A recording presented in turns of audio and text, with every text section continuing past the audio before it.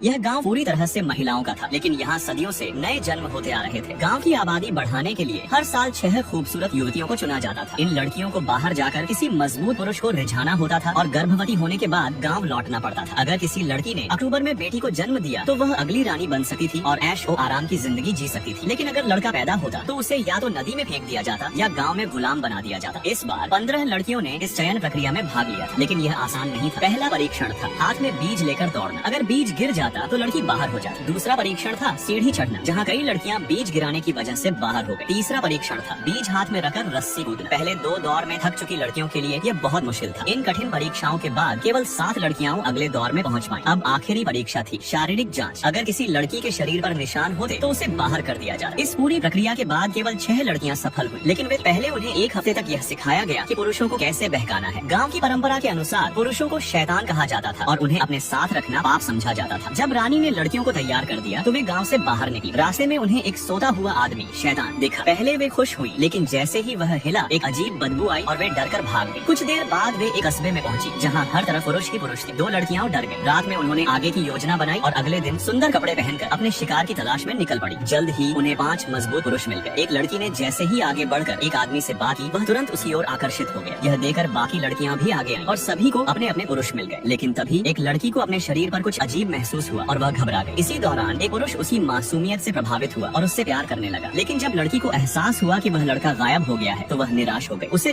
में एक सुंदर युवक मिला। वह उसके पास गई और धीरे से उसके चेहरे को छुआ, लेकिन युवक को यह अजीब लगा और उसने उसे पागल समझ लिया। युवक ने चालाकी से उसे एक जगह रुकने को कहा और खुद वहाँ से भाग निकला। जब उसकी सहेली वहाँ पहुँची तो उसने लड़की को समझाया कि वह लड़का कभी वापस नहीं आएगा। जब वे होटल वापस पहुँची तो उन्होंने देखा कि बाकी लड़कियाँ अपना सामान पैक कर रही थी ताकि वे अपने अपने पुरुषों के साथ रह सके। लेकिन यह उनकी पहली रात थी। इतनी जल्दी गर्भवती होना संभव नहीं था। जब उनकी जाँच हुई तो पता चला कि कोई भी गर्भवती नहीं हुई। अब एक लड़की ने किसी भी पुरुष से गर्भवती होने का फैसला किया। जंगल में उसे एक अजनबी मिला, लेकिन जैसे ही उसने उसके करीब जाने की कोशिश की वह आदमी उसे जमीन पर पटक कर भाग गया। तभी उसका पहला प्यार वहाँ आया और उसने उसे बचा लिया। कुछ समय बाद दोनों के बीच प्यार हो गया और वह गर्भवती हो गई। इस बीच बाकी लड़कियों ने भी अपने मिशन पूरे कर लिए। अब उनकी पूरी जिंदगी इस बात पर निर्भर थी कि उनके गर्भ में लड़का है या लड़की। लेकिन वे यह नहीं जानती थी कि यह सब एक बड़ी साजिश थी जिसे रानी ने रचा था। अंत में लड़कियों ने इस क्रूर परंपरा को खत्म कर दिया और एक सामान्य जीवन जीने लगी। आदमी ने घर में रखी एक चीज का इस्तेमाल करके अपनी पत्नी की गैर मौजूदगी में उसकी फोटो खींच ली। थोड़ी देर बाद उसकी पत्नी काम से घर लौटी। उसने वह फोटो टेबल पर रख दी और ऐसे दिखाने लगा जैसे कुछ हुआ ही नहीं। उसने मुस्कुराकर अपनी पत्नी का स्वागत किया, लेकिन अचानक उसकी पत्नी की नजर टेबल पर रखी फोटो पर पड़ गई। उसने तुरंत अपना फोन उठाया और पति से पूछा कि यह फोटो यहाँ कैसे आई। लेकिन उसे पता नहीं था कि घर में काम करने वाली नौकरानी ने चुपचाप उसके पति की जेब में एक मोबाइल फोन डाल दिया था। जैसे ही पत्नी दूसरी तरफ मुड़ी, पति ने जल्दी से अपनी जेब से फोन निकालकर उसे बदल दिया। योजना पूरी तरह से सही थी। इसके बाद उसने गुस्सा दिखाते हुए पत्नी को डांटा और कहा कि उसके फोन में तो सिर्फ उसकी खुद की तस्वीरें हैं। पत्नी को इस पर कोई शक नहीं हुआ और उसने सोचा कि शायद उससे गलती हो गई है। फिर वह अपने कमरे में चली गई और अपनी सबसे अच्छी दोस्त से बात करने लगी। इधर नौकरानी और पति ने एक दूसरे की ओर देखकर मुस्कुराया। कुछ देर बाद उसकी दोस्त घर आई। पत्नी ने सोचा कि पति को उनकी बातें सुनने न मिले, इसलिए उसे किसी और जगह बैठने के लिए कहा। तभी उसकी दोस्त ने देखा कि पति वहाँ से जा रहा है और उसने पत्नी को एक चौंकाने वाली बात बताई। उसने अपना फोन निकाला और सबूत दिखाया। असल में उसकी दोस्त ने पति और नौकरानी को एक साथ देखा था। यह देखकर पत्नी को यकीन नहीं हुआ कि उसका पति ऐसा कर सकता है, लेकिन आखिर में उसने बिना कोई समय गंवाए तलाक लेने का फैसला कर लिया। एक महिला को शक था कि उसके पति का किसी और के साथ अफेयर चल रहा है। सच पता लगाने के लिए उसने ऐसा दिखाया जैसे वह काम पर जा रही हो, लेकिन दरवाजा बंद करके जल्दी से अलमारी में छिप गई। पति ने दरवाजे की आवाज सुनी और बाहर आकर देखा। जब उसे यकीन हो गया कि उसकी पत्नी चली गई है तो उसने मुस्कुराते हुए अपनी जेब से मोबाइल निकाला और किसी को फोन किया। पति को लगा कि अब वह आराम से जो चाहे कर सकता है, लेकिन असल में वह अपनी पत्नी के जाल में फंस चुका था। कुछ ही देर बाद रोहित के घर एक खूबसूरत और स्टाइलिश लड़की आई। दोनों को बिल्कुल अंदाजा नहीं था कि पूजा वहीं छिपी हुई सब कुछ देख रही थी। पूजा का शक अब पक्का हो गया। जैसे ही रोहित और वह लड़की कुछ आगे बढ़ने वाले थे, रोहित ने उसके लिए एक खास तोहफा भी निकाला। यह देखकर पूजा का गुस्सा फूट पड़ा और उसने वहीं दोनों को पकड़ लिया। लेकिन इसके बाद जो हुआ वह चौंकाने वाला था। उस लड़की ने कहा कि वे दोनों सिर्फ नए कपड़ों के डिजाइन पर चर्चा कर रहे थे। रोहित ने भी यही बात दोहराई कि वे बस एक नया डिजाइन तैयार कर रहे थे। इसके बाद लड़की ने अपने कपड़ों का एक टैग दिखाया, जिसे देखकर पूजा को लगा कि शायद यह सच बोल रहे हैं। वह बिना कुछ सोचे वहाँ से चली गई। जैसे ही पूजा वहाँ से निकली, रोहित और वह लड़की अपनी खुशी छुपा नहीं पाए और दोबारा डिजाइन पर चर्चा करने के लिए तैयार हो गए। लेकिन उन्हें यह नहीं पता था कि पूजा को अब भी उन दोनों पर भरोसा नहीं था।